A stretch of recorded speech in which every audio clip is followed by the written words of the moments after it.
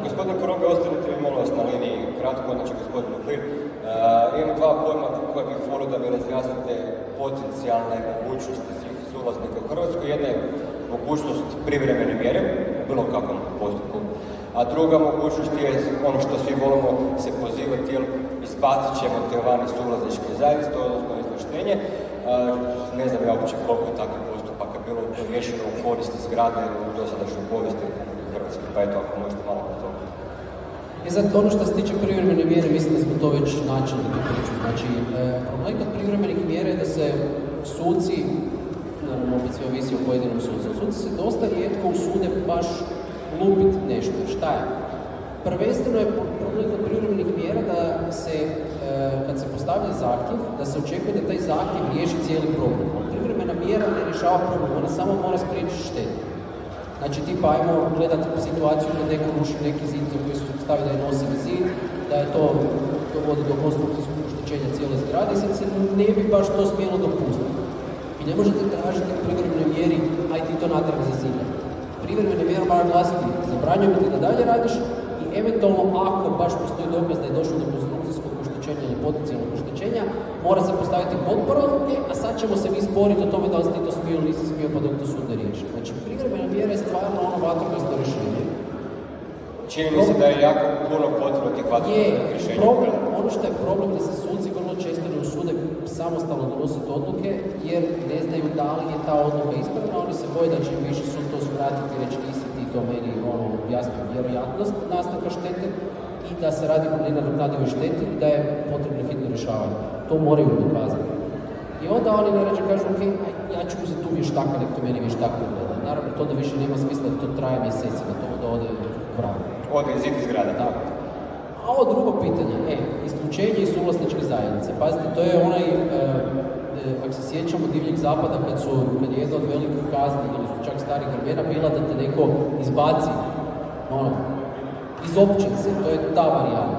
Znači, to je jedna od rijetkih situacija gdje zakon dozvoljava da se nekom maltene odlukom drugih, to je sud, to naravno pitanje, oduzme vlasništvo. To je najteža moguća mjera. To znači vi ste izbačeni praktički, vama se oduzima vaše vlasništvo, vi ste to dužni prodati, ako sami ne prodate, prodat će vam sud na dražbi.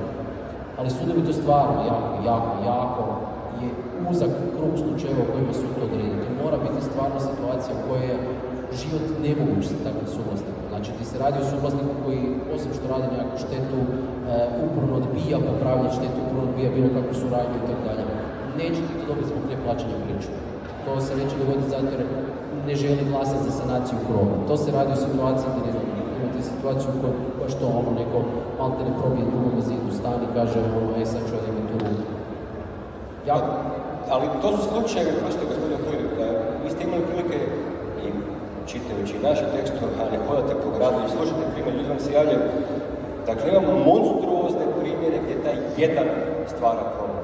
Dakle, ne govorimo o tome nije platio priču.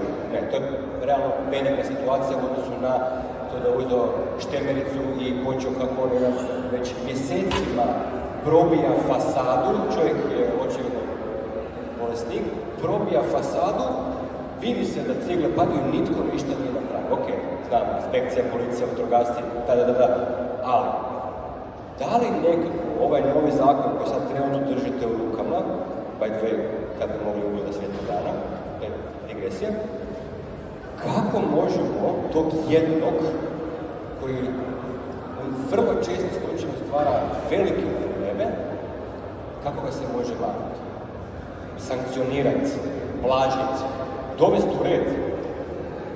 Gospodine Šok, vi ste za tako jednog čuli milijardu puta u svojim zgradama.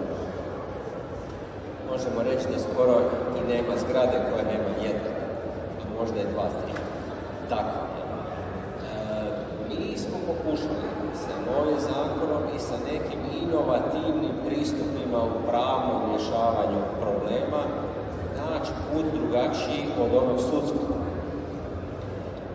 Jer sudovi ne funkcioniraju. Godine, prolaze godine, šteta nastaje. Međutim, ne ide baš drastične metode, ne mogu bez suda nikako proći. Ono što se može, to su neke blage mjere. S jedne strane odvraćajuće, ako je kazna 5.000 eura, pa valjda se neće usuditi to raditi, pa neće ne doći do situacije da mora platiti na kaznu kad vidi, kad mu se kaže, kad ga se upozori, jer ako su kazne blage, onda ništa od toga. Dakle, odvraćajući, idemo na to da odvraćamo, da korigiramo ono devijacijsko ponašanje u začetku, a ove drastične primjere bez suda ne. Dakle, ja dugo godina se bavim pitanjima stanogradnje, stanova, stanovanja, nekretnina.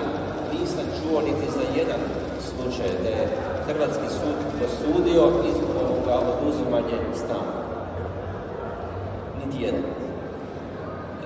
Dakle, imamo tu mogućnost u Zakonu o vlasništvu, ali nije prošlo to sudsku praksu. Ne znam za niti jedan slučaj. Dakle, to je drastična mjera, tako da često puta i oni kojima se to pokušava ih zastrašiti s tom mjerom, i oni znaju ili angažiraju isto tako odvjetnika koji će reći samo neka probaju. Prosto, ali neki dan sam bio, vodio sam bio kod sigurnosti cestovnog prometa, ne bih to pričao.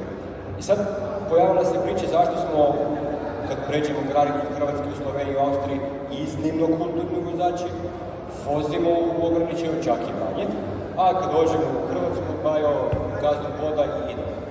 I onda, u principu, vrlo jednostavno bio zaključak. Nije bila stvar kazne i visine kazne, jer zapravo u Austriji su kazne prvo čak u nekim slučajima manje nego u Hrvatskoj. Nego je izvjesnost kažnjavanja. Jer kad u Austriji dođeš na 62 ograničenja, 60 kazne ti je već došlo doma. A u Hrvatskoj znamo da, vidjeli smo kameru, pa možda je neko čopila, tako i u ovom segmentu izvjesnost kažnjavanja ovog genijalca koji drži motor u hausnom zgradu. Dakle, upravo to što sam rekao malo prije, pokušali smo nekim inovacijama u ovom zakonu primijeniti pravno dopustive mehanizme kojima zaobilazimo sudove, s jedne strane da ih ne preopterećujemo, ne kapacitiramo sudove, a s druge strane da pokušamo povećati efikasnost djelovanja. Jer sve ovo je provedba zakona. Mi imamo jako dobri zakon. I zakon o gradnji, i zakon o svemu. A imamo nelegalne gradnje u priči. Dakle, nemamo provedbu. Ako možem samo dodati da predlažem da ovu kaznu povećate na 5.301 euro. Tako da svi budu svjesni da možete na nekretninu sjesti nakon plata. Da vidite kako se